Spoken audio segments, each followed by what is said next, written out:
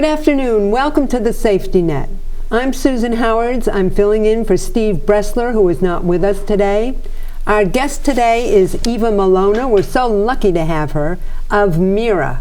Eva, would you explain what MIRA is and a little bit about your background? Sure. Thank you, Susan, for having me. Good afternoon. My name is Eva Millona. I'm the Executive Director of Massachusetts Immigrant and Refugee Advocacy Coalition. We are an institution of institutions, the largest institution in New England promoting and enhancing immigrant and refugee integration. We've been in operation since 1986, right after the Immigration Reform and Control Act passed under President Reagan, to be the voice of the newly legalized community, and we've been working very hard since to promote immigrant and refugee integration. I myself am a citizen by choice. I am Albanian born, and been the executive director of MIRA for 12 years, but with the organization much longer than that. And I'm the fourth generation of new Americans in my family coming to the United States. My great-grandparents came to the U.S. in 1800. My grandparents in 1904, 1907, both sides of the family. My parents were born U.S. citizens to naturalized parents overseas, so I'm the fourth generation technically, and a very proud new American. And weren't you also a lawyer who practiced civil and criminal law in Albania? My background is immigration law and policy. I practice civil and criminal law. In the U.S., I worked in the resettlement in central Massachusetts before I joined MIRA, and I've done work during the years on immigration policy, immigrant integration, and I also am the co-founder and the co-chair of the National Partnership for New Americans, which is the national umbrella of MIRAs across the country, a network in 31 states promoting immigrant integration. And you were the youngest person appointed to the district court judgeship in Albania, correct? That's my bio. Congratulations on that. Thank You're also you. on the Governor's Council?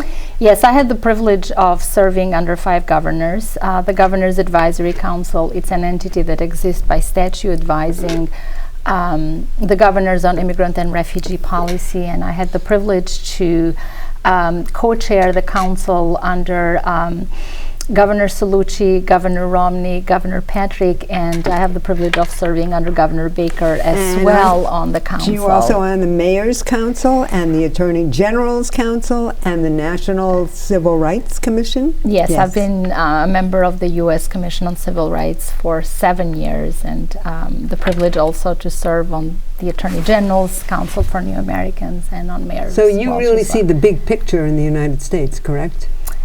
Well, I see the big picture, and I'm a citizen by choice, and I'm someone who loves America with all my heart. So I really see the issue of immigration and immigrant integration as something that really strengthens us all. And that's the philosophy that I have and the philosophy of MIRA, that when we say we enhance and promote integration of foreign-born, we see that as a two-way process.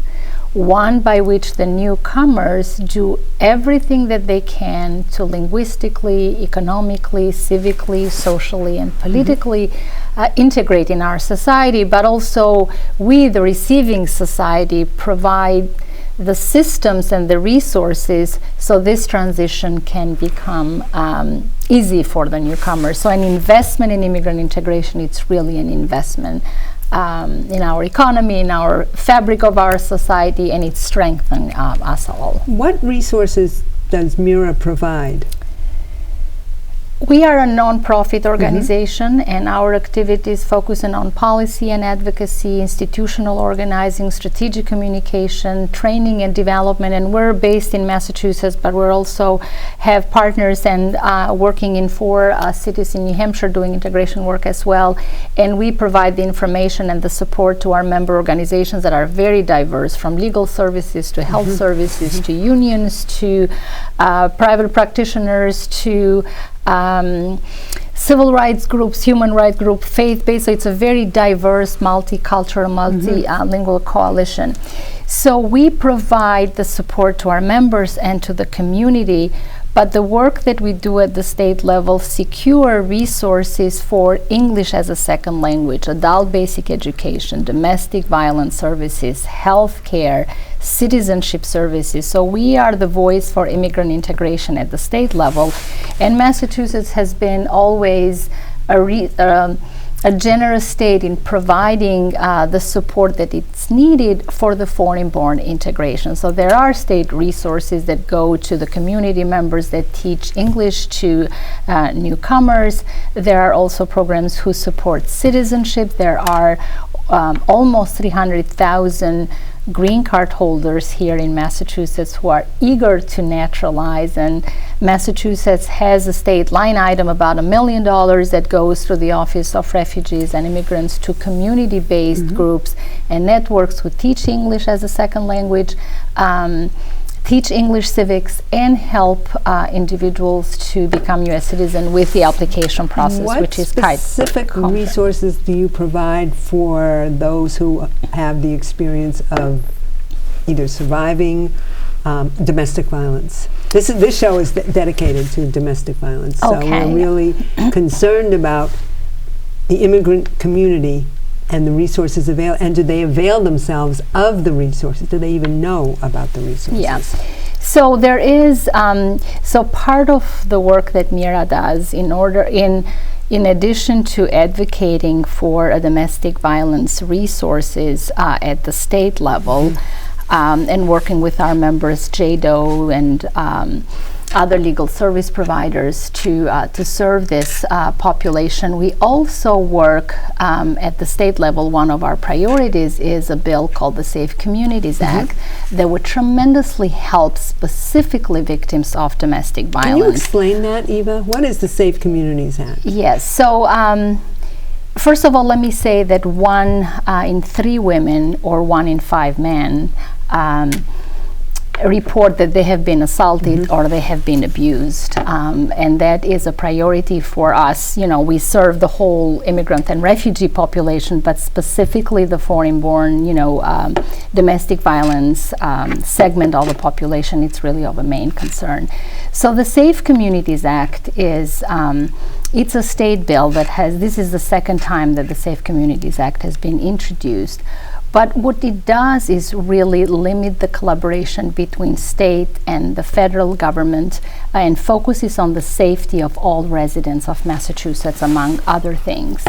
The Safe Communities Act was introduced for the first time in the last session, also in response of a zero tolerance and very aggressive policy coming from the federal government that has affected specifically immigrant and refugee families. And I'm not only talking about the undocumented population, I'm talking about refugees, and I'm talking about immigrants and immigrant families with mixed status, who are very afraid to come forward to report crimes to the police, are afraid to even approach institutions such as courts or hospitals, and sometimes even schools. So what the Safe Community does, and by way of history, in the last session when it was introduced, the 4 provisions of the bill passed as an outside section of the budget, which was huge on the Senate side, but it didn't make the finish line. So it mostly became a political issue, and the bill was reintroduced, and I'm happy to say that the bill, it's more concise now, and it has blessing of many law enforcement authorities, and the bill just had a major hearing of the Joint Committee of Homeland Security and Safety. MIRA and our members, this is a priority bill for us, and we work really hard to organize and make sure that the testimonies at the hearings come from across the sectors, from the legal community, for the immigrant community, from businesses, faith-based groups, victims of domestic violence. And It was very successful. It got an extension till May, so it's under consideration, and we are very hopeful that the committee will make the right decision and report the bill out for favorably. It would help tremendously the domestic violence victim, coming back to the topic. As I said, the zero tolerance policy, the aggressive federal policies against immigrants and refugees are affecting the community, and specifically the victims of domestic violence who are subject of abuse are having a hard time reporting the crimes, approaching the courts for restraining orders, approaching the courts to get custody of their children because of the fear of the abuser getting them deported. When they call 911, if one of the provisions that the Safe Communities provides is then when someone calls 911, there is no question asked about what's your immigration status. Right, And the police usually don't ask that question, and especially in areas that are rich with, foreign-born population. But if the law passes, would give that safety to the victims. Give them comfort. With them extreme comfort to call, and then the focus is what you are reporting, what the situation is, rather than what's your immigration status, and let's get to what you have to report. Right. So there will be a peace of mind Exactly. that people can really call. And as I said, police usually do not ask that question, but there are, depending, on the zip code and depending on the situation. And what happens daily, things change daily. Absolutely. So that's number one. Number two is when people are in conversations with police or other, enforcement authorities, and if they are at the police station, they don't know, because immigration violation, it's a civil violation. And people are not aware that they have a right to hire an attorney, or they have the right to remain silent. So another provision of the Safe Communities, what that provides is that people know their rights. And do you give instruction on how to get a restraining order, or where to go? Well, and if you get into trouble, who to call? Do you have any kind of We do trainings. We have, attorneys on staff. We work with our member organization and legal services, and we do provide regular trainings, legal trainings across the community, from Know Your Rights to the U and the T visas. I was just going to ask you, what's a U and a T visa? And what are they? so those are, the U and the T was created by Congress to help victims of domestic violence, and those lead to permanent status. So are, the VAWA, the Violence Against Women Act, that, was reauthorized many times, that give individuals that are subject of abuse the right to get to file VAWA and get status on their own if they are abused by a U.S. citizen, or if they are unauthorized to work, or if they're married to a U.S. citizen or green card holder, and because of the abuse they cannot, the abuser is not filing for them, so they can self-petition for themselves. So those provisions are available, the humanitarian relief. But even to get to that point, to get the U, or to apply for a U and T, women need to be, or men, depending on the category, they need to be in contact with the police to get a certification to get to the next step. And that fear to going to the police affect them significantly. So it would be extremely comforting, especially to domestic violence and abused women or men, to really have this available to them. And it affects us all if individuals are not reporting crimes. If the trust between the community and the local police, it's not strong, and individuals are not approaching courts or hospitals or schools, that hurts us all. Do you have advocates that would assist or go with an individual to a court or to a police station, or to get whatever it is they need? Yes, there are the state line item that I mentioned for domestic violence. Survivors does have, there are about 24 or more advocates across Massachusetts that work with domestic violence.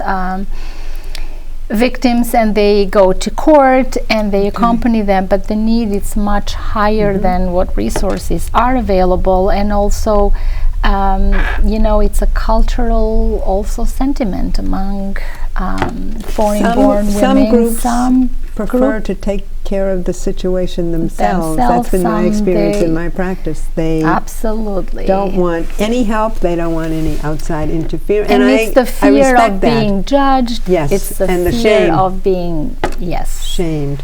So it's a complex issue, and going back to the safe communities, I think that would address the fears, that would address the issues of comfort, so they can call and come forward. So as I said, the hearing was very successful.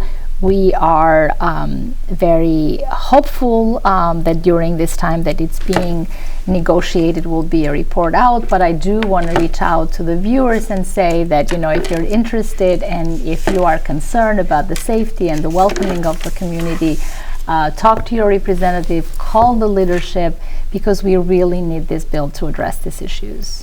Does the Safe Communities Act tie the hands of the police? Absolutely not. The federal government has a mandate to enforce immigration law, to detain and deport. The Safe Communities Act does not prevent the federal government to do its job. What the Safe Community does is it limits the work of the police to be on the safety, so making sure that local and state police are doing their job and they're not doing the federal government's job. Immigration law, it's a very complex issue, and that's the purview of the federal government. So this prevents the local police to do the job of the federal government and get involved in the civil immigration violations, not on the criminal part. Because when the collaboration, the Safe Communities Act does not prevent the local and state police to work with the federal government as far as a police investigation or a criminal situation, but really limits the collaboration between the local and state police. How does the census affect the work that MIRA does? So it doesn't. I don't know. Yes, we are working very hard on the census. Why? And it's an extremely, extremely important component of our work. And this year, in this time, I think the census, it's one of the most challenging that we have seen. I also have the privilege of chairing the state full count committee on the census and working very closely with the members of the statewide committee and Secretary Galvin, who's done an amazing job, he and his team, in bringing together a whole committee on the census. Census is about power, it's about resources, it's about political representation. And here in Massachusetts, there are about 1.6 million people hard to reach. What does that mean? That means that people hard to reach, hard to participate in the census. Because of their status? Well, I was going to get there. Okay, so sorry. 1.6 million hard to reach because of different reasons. They're in deep areas and they don't have the information. It's all electronically done, so some of them have difficulties to proceed. There are others who are homeless, that are hard to reach, age, and all of those. But out of this 1.6 million hard to reach population for the census, 1.2 million are foreign born. And given the fears that are in the community for people, especially for those who are in limbo status, those who are part of a mixed status household family, it's the fear of coming forward and participating for the census. And because their status will be determined, or they will be... The status, well, it's the fear that if I come forward, and this is a government document that I'm signing, I'm putting myself or a family member at risk. So what we are doing with our members as part of the committee, with our colleagues, is going across the state, educating members of the community, training them, and making sure that we have a full count of our population. The last time, 10 years ago, when the census took place, over 20,000 kids were not counted. And that is, I mean, it affects resources and funding and infrastructures and 300 Schools programs that and are food federal programs. Yeah. And for each person not to be counted, it means $2,400 per person that we are not getting, that we are losing, exactly. So do the math, it's really a significant why is it so loss. difficult now? It is difficult because I said as part of the 1.6, 1.2 are immigrants. We have seen a very aggressive anti-immigrant rhetoric coming from the highest level. And immigrants are going further underground. They're afraid to register. One of the questions that we get is, am I going to be deported? Or one of my is my information being shared with the enforcement? Because we have family members who have a status. Some people don't have status at all. Some people have a temporary protected status or some sort of, residing under color of law. But it's the fear that they have to come forward. So part of the education that we are providing is that the census information is protected. It's only for the statistical purposes. We're explaining that Title 13 of the U.S. Code protect that information, that the census workers are sworn to secrecy, to keep that information, so come forward and register for the census. And also part of the difficulty at this time is that you remember that there was the citizenship question that the court dealt with, and it's great news that it's not part of the census form, but the damage has been done. Right. And sometimes just fears take the life of their own. And so there is a lot of work that we are doing with our partners across the state to make sure that we have a full count. Do you see success in the work? Are more people coming forward than, say, you expected, or is it still at that plateau? People are afraid, and everywhere we go, even people who were born here, and families are intertwined. Massachusetts has 1.2 million foreign-born, naturalized citizens, green card holders, different statuses. And people just want to be reassured that, and educated and making sure that they are safe. How does the Family Mobility Act affect domestic violence, all of us? Yes. So and what is it? That's one of our MIRA's priority bills as well as the Safe Community. That provides for everyone in Massachusetts that drives to get a license, to get tested, and to get insurance. The driver's license issue has been a long time issue for Massachusetts. MIRA and our partners have been involved in this issue for the last 18 years. I am very happy to say that at this point, and we were also very MIRA worked hard when the Real ID passed in Massachusetts. We take a lot of pride that we work with the administration and with the legislature and with the governor to make sure that the right for a standard license is preserved in the legislation. So based on that, legislation was filed. And there are many, it's a whole coalition who is working on that, led by the unions, the 32BJ, the Brazilian Immigrant Center, many members of MIRA. MIRA is part of the coalition, and this is a priority bill for us. And it was reported out favorably by the committee. And I am also very grateful to our business partners. MIRA has been involved with many colleagues from the business community. Didn't you start a new committee? Yes, so last October, in 2019, with the help of a colleague of mine, Andy Tarsi, and the distinguished Tom O'Brien, who is the president of HYM Investments, and 20 other business leaders, we were able to formed the Massachusetts Business Immigration Coalition, who really brings the voices of business in the area of immigration policy, because what's happening, it's really affecting businesses, How, the Eva? workforce. And I'll explain that in a moment. So we work with the businesses, and the businesses have been a very strong voice on both on the Safe Communities and on the driver's license, the Family Mobility Act. They testified at the hearing, so I'm really grateful to the business community. Because, I mean, it's simple. Everyone who drives that provides identity and provides residency should be And tested, insurance. should be licensed, and should be insured. For So all of us. Massachusetts, it's way behind many other states who, need to act on this. So we're very happy that we are at this point, that the bill was reported out, and working Good very work. hard with our partners to, as part of a larger coalition, to push this bill forward. And again, I'm really grateful to the business voice in this effort.